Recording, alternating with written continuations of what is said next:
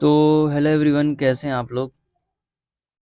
तो यहाँ पे हम देख लेते हैं कि मार्केट में हमने क्या एनालाइज करा था और क्या हमने करा। ठीक है, उसको देख करके क्या प्लान बना और कैसे कैसे हमने मार्केट में अपना प्लान एग्जीक्यूट करा या फिर नहीं करा। तो देखिए, यहाँ पे क्या बैठे हुए थे, सेलर आए थे मार्केट के अंदर। ठीक है, यहाँ पे क्या हुआ था, सेलर्स मार्केट के अंदर आए होंगे क्योंकि मार्केट डाउन साइड था। उसके बाद रिट्रेसमेंट करा तो यहाँ पर भी सेलर्स आए होंगे। ठीक है, तो अब हम यहाँ पे सेलिंग हुई थी, तो हमने इस सेलिंग को देख करके जो सोचा वो ये था कि मार्केट में सेलिंग हुई तो यहाँ पर सेलर्स आए होंगे।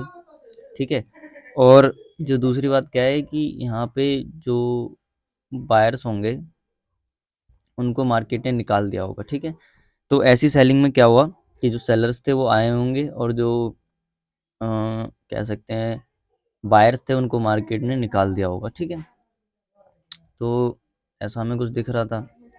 तो अब हमने इसको देख करके क्या प्लानिंग बनाई कि मार्केट में हम क्या कर सकते हैं। अगर मार्केट गैप डाउन देता है तो नीचे डाउन साइड में बायर कैसल नहीं है, तो बायर कैसल नहीं है तो मार्केट क्या हो सकता है, ऊपर जा सकता है। ठीक है, गैप डाउन में तो हमारा बाइंग का प्लान था। फ्लैट टू गैप अप में हमने क्या सोच रखा था कि यहाँ पे जो सेलर बैठा हुआ है उसको मार्केट टारगेट करेगा। ठीक है, उसको मार्केट टारगेट करने वाला है, तो उसको टारगेट करेगा तो हम यहाँ पर भी क्या कर सकते हैं, बाइंग कर सकते हैं। ठीक है, तो ठीक है, तो हमने सोचा कि हम इन सेलर्स को टारगेट करते हुए क्या करेंगे, बाइंग करेंगे। ठीक है, तो ऐसा कुछ हमने सोचा था। ठीक है, अब क्या हुआ कि हमने निफ्टी में ट्रेड बनाते हैं तो निफ्टी की भी बात कर लेते हैं। निफ्टी में जाकर के अगर हम देखें तो निफ्टी में भी ऐसा ही कुछ था कि मार्केट क्या हुआ था, यहाँ पर सेलिंग में आया था, तो हमने सोचा मार्केट रिट्रेसमेंट के नीचे ही होल्ड करा है तो यहाँ पर सेलर्स बैठे हुए होंगे। ठीक है, तो अगर मार्केट गैप डाउन देता है और फिर ऊपर गैप अप देता है तो तीनों केस में हम क्या करेंगे, मार्केट के अंदर बाइंग कर लेंगे। ठीक है, तो अब हमने क्या करा, जब मार्केट यहाँ से नीचे आ रहा था तो यहीं पे कहीं पे हमने बाय मार्केट के अंदर कर लिया। उसके बाद क्या हुआ, जैसे ऊपर जाने लगा तो नीचे गिरा, तो इसमें हमारा एक बार का ऐसा चला गया। फिर हमने सोचा कि अब यहाँ से तो ऊपर जा ही सकता है। ठीक है, क्योंकि डाउन साइड में बायर नहीं थे, तो बायर नहीं थे तो मार्केट क्या करना चाहिए, ऊपर जाना चाहिए। तो ऊपर जाएगा तो हमें वहाँ पे क्या करना चाहिए, बाइंग करना चाहिए।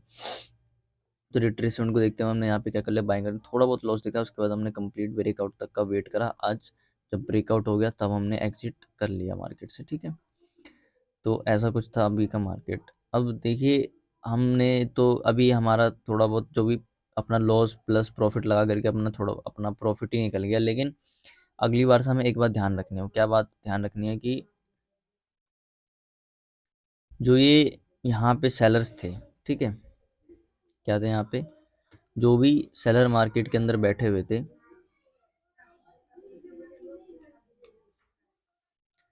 अब देखिए मार्केट क्या था, उससे पहले क्या हुआ था, मार्केट बाइंग में गया था। ठीक है, तो अगली बार से हमें बात ध्यान में रखनी है। मार्केट क्या हुआ था, यहाँ पे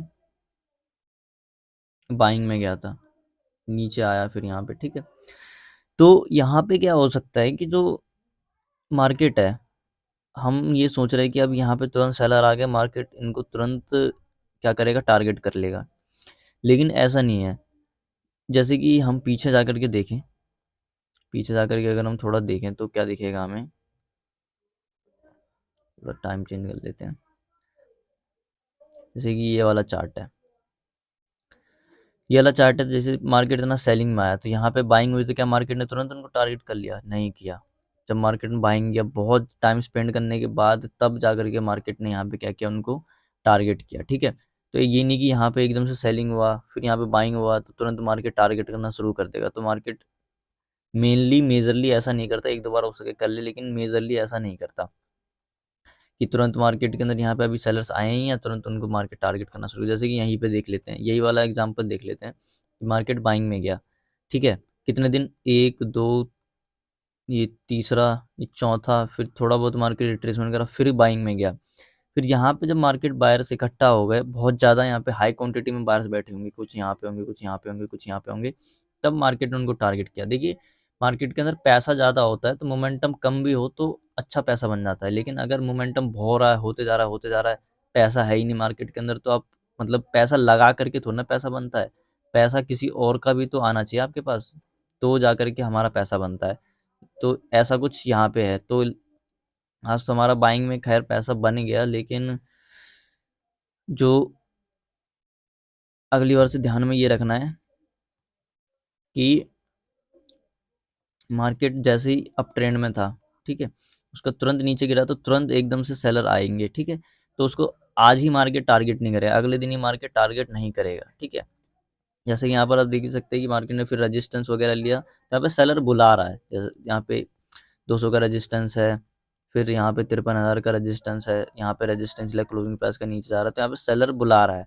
जो यहाँ पे बैठे होंगे उन सेलर्स का माइंडसेट क्या बैठा होगा कि मार्केट रेजिस्टेंस ले रहा है और क्वांटिटी में हम ज़्यादा बाय कर लेते हैं, तो जो पहले बैठे रहते हैं हो सकता है क्वांटिटी वहाँ पे ऐड करते रहे हों, जो और नए सेलर्स यहाँ पे आ रहे हों, तो तो उनको टारगेट करने आज मतलब एक दिन अगले दिन ही मार्केट टारगेट नहीं करेगा। बस ध्यान में क्या रखना है, जैसे सेलिंग हुआ तो अगले दिन ही मार्केट यहाँ पे टारगेट करना शुरू नहीं कर देगा, ठीक है। वो एक थोड़ा ट्रेंड भी अपना फॉलो करना रहता है उसे, तो ऐसा था। अब देखिए यहाँ पे थोड़ा ना एंट्री की अब बात कर लेते हैं कि एंट्री कहाँ पे लेना चाहिए था। तो अगर हम एंट्री की बात करें बैंक निफ्टी में, तो देखिए यहाँ पे क्या हुआ, मार्केट ऊपर उठा, ठीक है।